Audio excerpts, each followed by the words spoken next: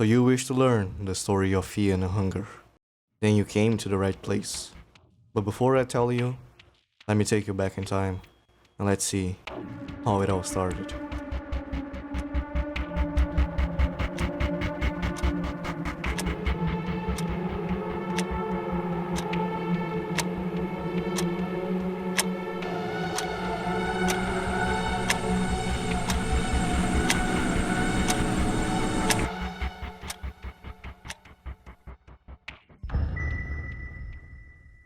Before there was time, before there was anything, there was the void.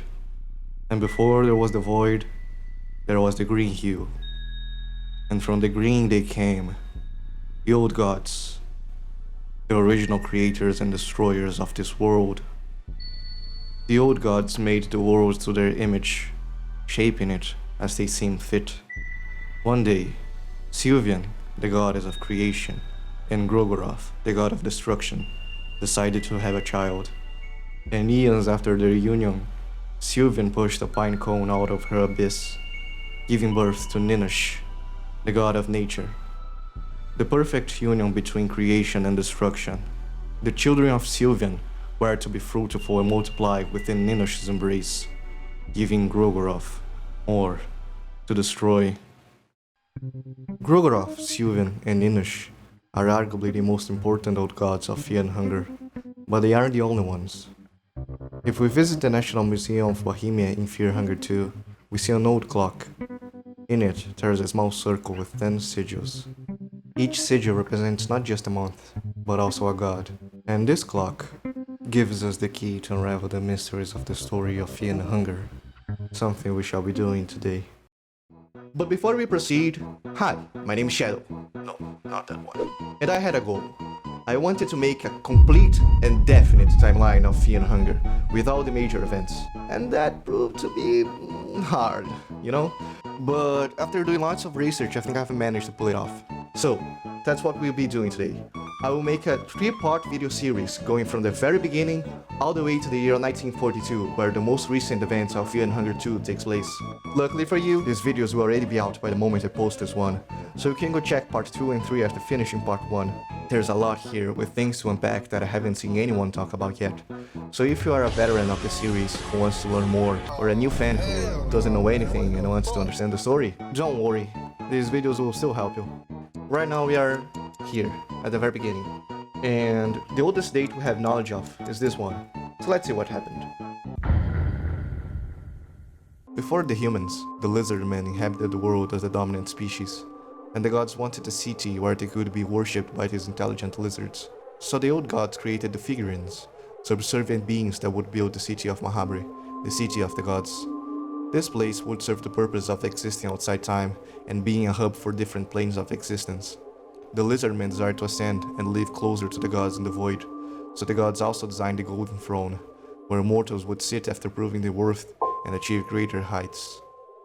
Her, the jealous moon god, and the 4th sigil on the clock, was against this. Her did not want to share godhood with mortals, even if just a fraction of it, so he stands as an antagonist to any mortal in their way to become a god. Still, that did not stop 9 lizardmen from sitting on the throne and one day being known as the Chromatic Blights, legendary dragons that would be the rulers of the Golden City. While the lizards were still ruling Mahabri, Sylvian ordered one of her servants, named Vitruvia, to design a man and a woman to the likeness of Sylvian herself. Sylvian fell in love with the results and created humans according to Vitruvia's drawings. Sylvian loved her children greatly, but the love quickly turned into an obsession as she tried to guide her children more and more. Sylvian realized her children could never return the same amount of love back to her, so to make humanity more to her liking, she gifted them with love magic. And for a brief moment in ancient history, humanity did nothing but copulate, spending their days away in a frenzy of fleshy delights. Sylvian would realize once again she had made a mistake when the humans grew greedy and hostile. Wanting to give room to their own civilizations, they ravaged nature and waged a long war against Ninosh to determine who was to become the master and who the slave. And for everyone's surprise, humanity won, killing Ninosh in the process. From the grievous realization that nature was dead, they renamed the god to Vinushka, meaning guilt, the great guilt of mankind. That guilt would be carried over for generations to come, as only faint traces of the old god now remain in the world. Okay, quick theory.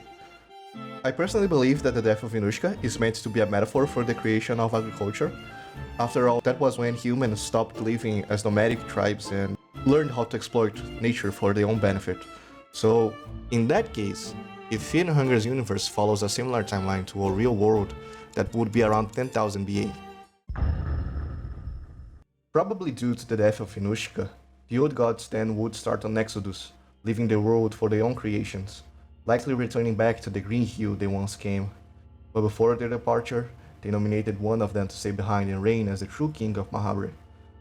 That king is represented by the very first sigil on the clock, a god some of you might already be familiar with, but I'll leave the topic for later. There's a lot of speculation behind this god, and it's also worth a video of its own. I plan on making it in the future, so don't worry about it.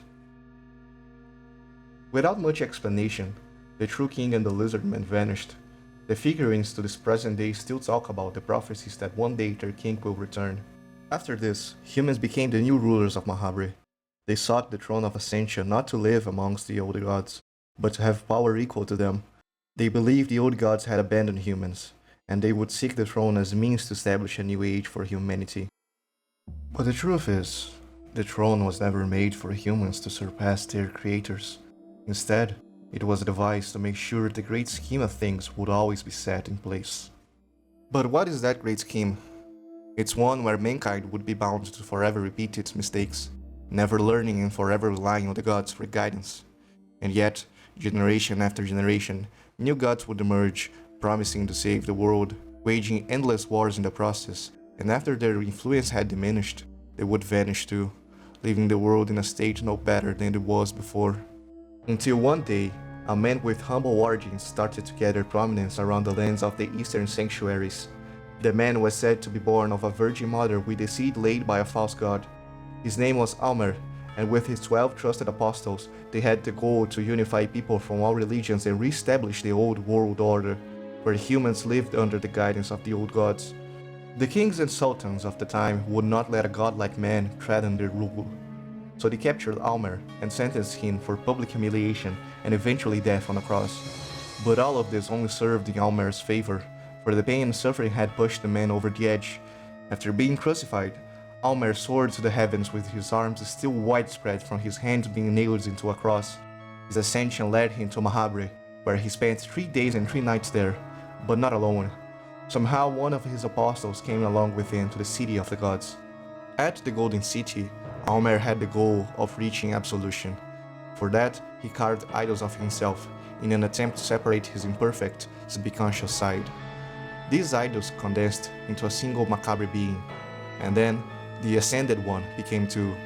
But the world had no need for two messiahs, so just as one was buried deep within the subconscious of Almer, they had to be cast away, deep down the sulfuric pits. Almer became the first Ascended God, a class of gods with human origins but at the same time with enough power to rival the very old gods themselves. This is a topic for a future video, but I believe that during his stay, Almer used the traces of the true king to fuel his ascension. The traces of an old god seem to be necessary for the birth of an ascended god, and I think that's what happened with Almer. The discarded side of Almer became known as the Sulfur God.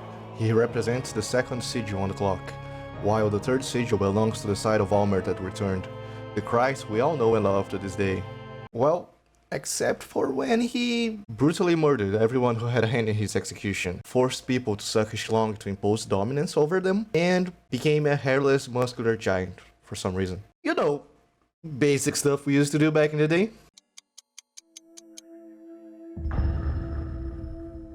Almer established a new age, and his influence would still reach the present days even after his unexplained disappearance. He was in fact so influential that his birth marked the year zero. His holy body was buried in the tombs of Mahabharata. But even though he is the most influential god to this date, his own age would not last too long, as just a few centuries later, a new generation of new gods ascended with the throne of Mahabharata. From this generation of gods emerged Bethel. He created the grand libraries in Mahabharata, with the hope that one day its archives would surpass the knowledge of even the old gods. Bethel is most likely the responsible for the creation of the cult of the Dark Priests, scholars and devotees of both old and new gods. They were persecuted by the common folk since their creation due to their practices. Their importance will be made more apparent in the future, so hold on to that information for now. In the year 410, another generation of new gods emerged, one of its members being Nasra, the tyrant of the eastern sanctuaries, self-proclaimed the destroyer of the modern man. He tricked battle and assumed his position at the Grand Libraries, and with the knowledge he acquired there, he created the sect of the Yellow Mages. Yellow Mages are spellcasters whose powers come from pacts with the gods, instead of just praying to them. They are quite the opposite of the Dark Priests, in a sense where while the Dark Priests worshipped every god in servitude, the Yellow Mages would only pray to the gods while it was useful for them. Nasra's reign was marked by expansionist wars, cruelty, and sadism.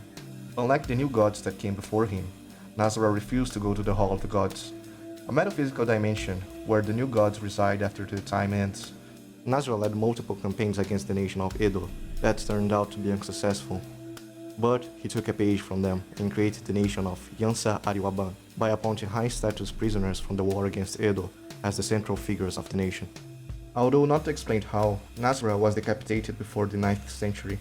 Nasra's immortality allowed him to still live just as ahead, but his reign would soon come to an end as a brand new generation of new gods emerged. The Fellowship consisted of 5 characters. First, Hanswa, the dominating force who wanted to unify the warring lands of the time. Second, Nilvan, the beauty who trusted in the endless potential of humanity. Third, Valtio, the dark priest who sought enlightenment on the secrets behind the creation of life. Fourth, Shambara, the tormented poet who believed that no masterpiece could be achieved without great pain and suffering. And the fifth one, Nos Ramos, who would learn about the great scheme of things.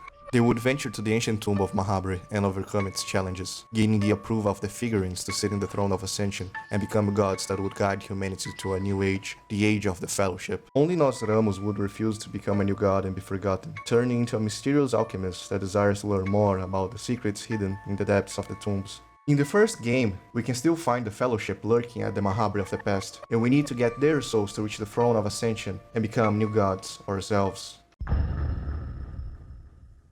A few years after their ascension, the Fellowship would return to Mahabre and live there. Valtio would assume the Grand Libraries to study the secrets of creating life, thinking that way he would overcome the gods. His many attempts failed, and he turned into a degenerate that would have intercourse every night with his own creations. Shambara created the chains of torment to torture himself for hundreds of years, believing that this way he would gain inspiration to write a great masterpiece. He also extended the pain to the creatures of the Golden City, now screaming their suffering in the halls as the Red Men. Hanswa realized that the power of a new god wasn't enough for his ambitions, so he took control over the Golden City and sat on its throne for centuries, foolishly believing that this was the path for true ascension. And Nilvan rested in the Tower of Endless, where she could observe and interact with the rest of the world through visions and dreams. Fast forward a few centuries, and the small warring nations of Central Europa united into a single nation, the Kingdom of Rondon. This kingdom would start war campaigns against the eastern sanctuaries, wanting to conquer the city of Jetetia, the holy capital and the place where Almer was born.